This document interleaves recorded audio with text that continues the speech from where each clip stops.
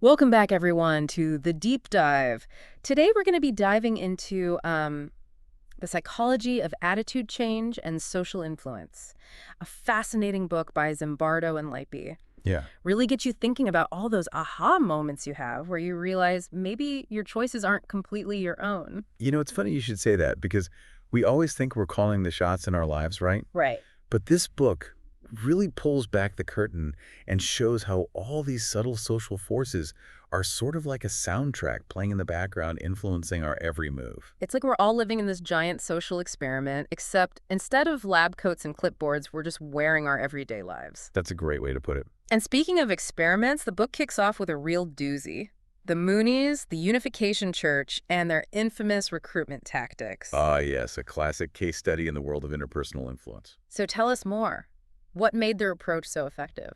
Well, they were masters of what you might call stealth persuasion. Self-persuasion. It was all about disarming potential recruits with this incredibly friendly, approachable vibe. Free dinners, invitations to these seemingly harmless retreats. Who doesn't love a free dinner? Exactly. It all felt very casual, very low pressure. But beneath the surface, there was a much more calculated strategy at play. So it wasn't like they were holding people hostage and brainwashing them. No, not at all. It was Okay. much more subtle than that. They understood the power of creating a controlled environment, a social space where they could subtly nudge people's perceptions and behaviors. It's like they were gently guiding your footsteps down a particular path without you even realizing where you were headed. Precisely.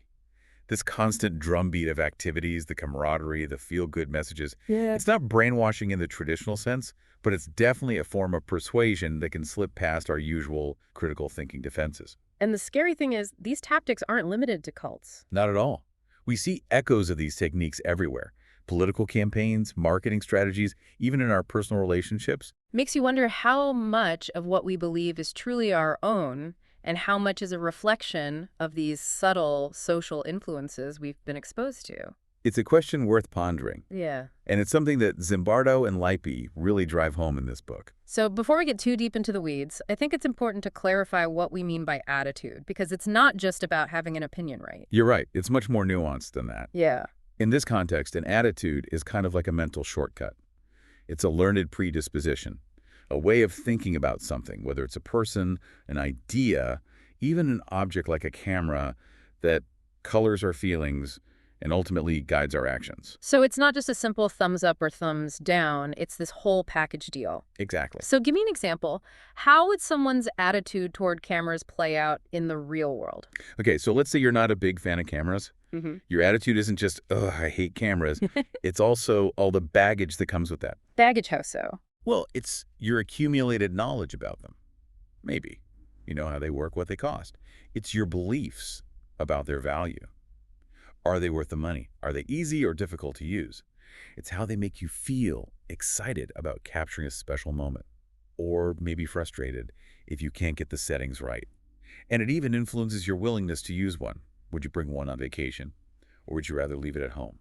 Wow, so it's like this whole web of thoughts and feelings that ultimately determine how we interact with cameras. Precisely. And probably a whole bunch of other stuff, too. Absolutely.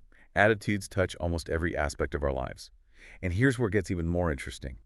These attitudes aren't static. They're constantly evolving based on our experiences, and in turn, they color how we perceive new information and make judgments. So if we already have a negative attitude towards something, we're more likely to latch on to information that confirms that view. Exactly. It's like our brains are looking for evidence to support our existing beliefs. Like, if you meet someone and you've already heard bad things about them, you're more likely to focus on their flaws and overlook their positive qualities. Exactly. Or think about it, a new musician you just can't seem to get into. If you go in with a negative attitude, you're more likely to focus on the parts that annoy you and completely miss the subtle nuances that might change your mind. It's like our own biases are acting like blinders, preventing us from seeing the whole picture. That's a great analogy. Mm. And it's a good reminder to be aware of our own preconceived notions and to approach new experiences with a little bit more of an open mind. Easier said than done sometimes. For sure. But it's something to strive for. So we've talked about how our own attitudes can influence our perceptions, but what about external influences, like the messages we're constantly bombarded with from the media, from our friends and family? That's another huge piece of the puzzle. And it's something that Zimbardo and Lippi delves into extensively in this book. Speaking of persuasive communicators, the book does a deep dive on the styles of some real heavy hitters: Martin Luther King Jr., Ronald Reagan. Fascinating how they each mastered the art of persuasion in their own unique ways. So tell me more. What made their communication styles so effective? Well, King, for example, had this incredible ability to tap into a shared yearning for hope and change. His words weren't just words, they were infused with this emotional force that resonated with people on a visceral level. And then you have Reagan, who projected this aura of calm sincerity, almost like a reassuring father figure. Exactly. Wow. Two very different approaches, yet both incredibly effective in their own right. Shows that effective communication goes beyond just the words themselves. It's about the delivery, the tone, the persona of the speaker, and how it all lands on the audience. Absolutely. It's like a perfectly choreographed dance between the message and the messenger. And when it's done well, it can be incredibly persuasive. For sure. Speaking of persuasion, we can't forget about the elephant in the room, the 800-pound gorilla, the puppet master behind the curtain, mass media. Oh, yeah, mass media definitely plays a role. It's not just a one-way street, though. What do you mean? Well, we like to think we're in control, right? Flipping through channels, scrolling through our feeds, choosing what to consume. Right. But the truth is the media is incredibly adept at framing issues, setting agendas, and ultimately shaping our perception of reality, often without us even realizing it. It's easy to forget how much of our worldview is shaped by the information we consume on a daily basis. It's like that thought experiment in the book. Imagine you're the only non-smoker in a smoke-filled room. Oh, yeah, I remember that one. How comfortable would you feel speaking up, challenging the status quo? Probably not very. It's amazing how quickly we can conform to social norms, even when they go against our better judgment. And that's the power of media. Yeah. It can normalize certain behaviors or attitudes even if they're harmful or misguided. Like how smoking was once seen as cool and sophisticated. Exactly. But thanks to decades of public health campaigns and media coverage, those societal norms have shifted dramatically. To the point where now it's almost unthinkable to light up a cigarette in most public places. Right. It shows that while the media can be a powerful force for shaping our views, it can also be a force for good. It's all about being critical consumers of information and seeking out diverse perspectives. Absolutely. And speaking of shaping behavior, let's talk about another powerful motivator: rewards and punishments. The classic carrot and stick approach. Exactly.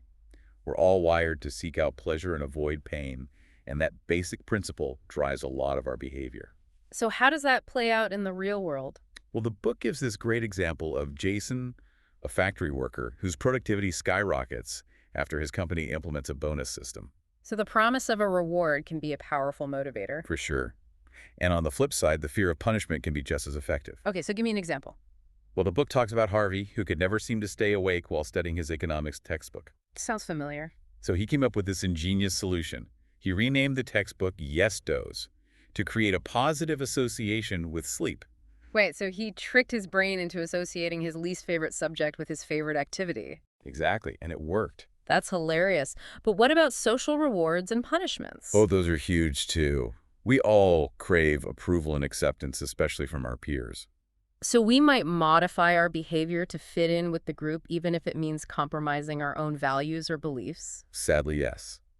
The book gives this example of Hillary, who lends money to Jane, even though she knows Jane never pays anyone back, just because she doesn't want to deal with the awkwardness of saying no. It's amazing how these social pressures can influence our behavior sometimes, even against our better judgment. It's a fascinating and often unsettling aspect of human nature. Welcome back to the Deep Dive, where we're continuing our exploration of the psychology of attitude change and social influence. You know, we've been talking a lot about these external forces that shape our attitudes and behaviors. Right, like the media, our peers, authority figures. Exactly.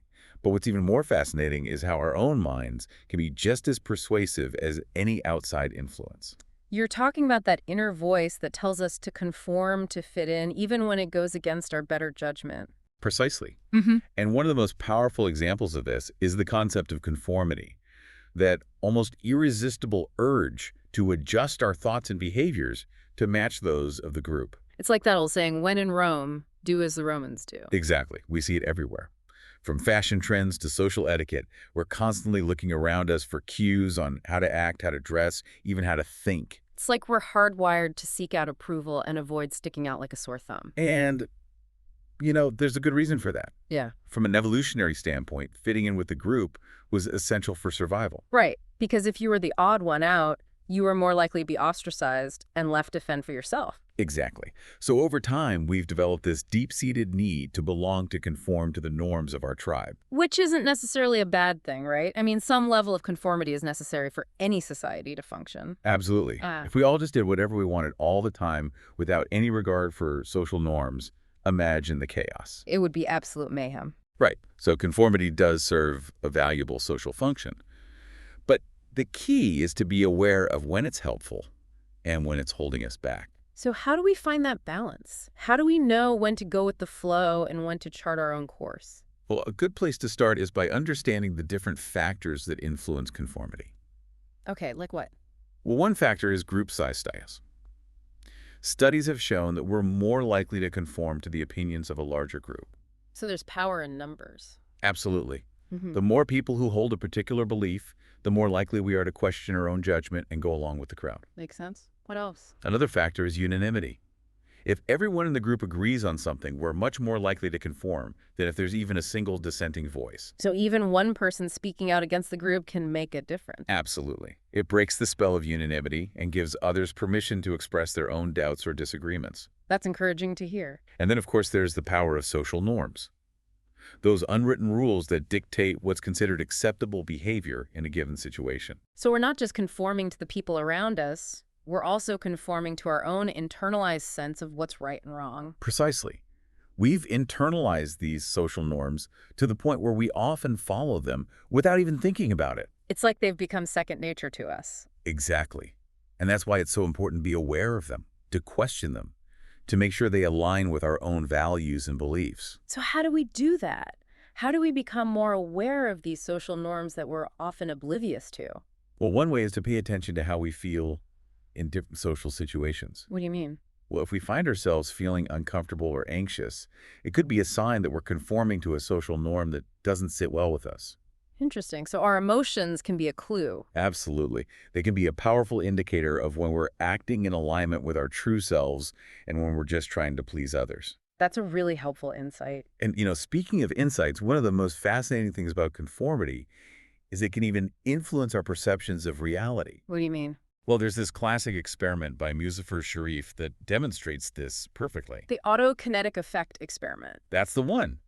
Remember, participants were placed in a dark room and asked to judge the movement of a stationary light. Yeah, it's a bit of an optical illusion, right? Exactly. The light doesn't actually move, but because there are no reference points in the dark room, it appears to move erratically. So what happened? Did people just make up random movements? Well, when participants were tested individually, their estimates of the light's movement varied widely. Okay. But here's the kicker. When they were tested in groups, their estimates started to converge towards a common norm. So they started to influence each other's perceptions. Exactly.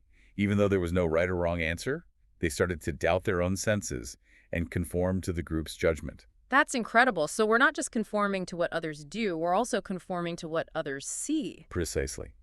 It's a powerful reminder that our perceptions of reality are not always as objective as we think they are. So if our perceptions can be influenced by the group, what about our behavior? Well, that brings us to another classic study, Solomon Asch's famous line judgment experiment. Welcome back to the deep dive. We're wrapping up our exploration of the psychology of attitude change and social influence. But we've saved maybe the most, unsettling topic for last. Okay, this one's a doozy. Obedience to authority. It's one of those topics that just never gets old. It's both fascinating and deeply unsettling to think about how easily we can be swayed by someone in a position of power. And it raises so many questions, right? Like, how far would we go to obey orders even if those orders conflicted with our own moral compass? Exactly. And of course, no conversation about obedience to authority would be complete without talking about Stanley Milgram's famous shock experiment. Right. For those who might not be familiar with it, can you give us a quick rundown? Sure. So in a nutshell, Milgram set up this experiment where participants are told they were taking part in a learning and memory study. Sounds harmless enough. Right. But here's the twist. They were instructed to administer electric shocks to a learner every time the learner gave a wrong answer. And the shocks weren't real, right? Correct. The learner was actually an actor on the experiment, but the participants believed the shocks were real. Oh, wow, that's messed up. It gets even more messed up. Mhm. The shocks escalated in intensity with each wrong answer. So the participants were faced with this incredibly intense ethical dilemma. Exactly. The learner would cry out in pain, plead to stop, even complain of a heart condition. And they just kept Well, going. that's the really unsettling part. A significant number of participants continued to obey the experimenter's orders to increase the voltage even when they believed they were inflicting serious harm. That is seriously disturbing. It's hard to believe that anyone would be capable of doing something like that. Right. But here's the thing. Milgram wasn't trying to prove that people are inherently cruel or sadistic. So what was he trying to show? His experiment was designed to investigate the power of the situation, the influence of an authority figure, and how easily we can be led to do things we never thought possible. So it's not so much about individual morality as it is about the power of context. Precisely.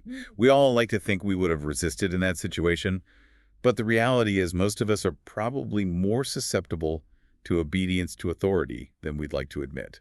Sobering thought, for sure.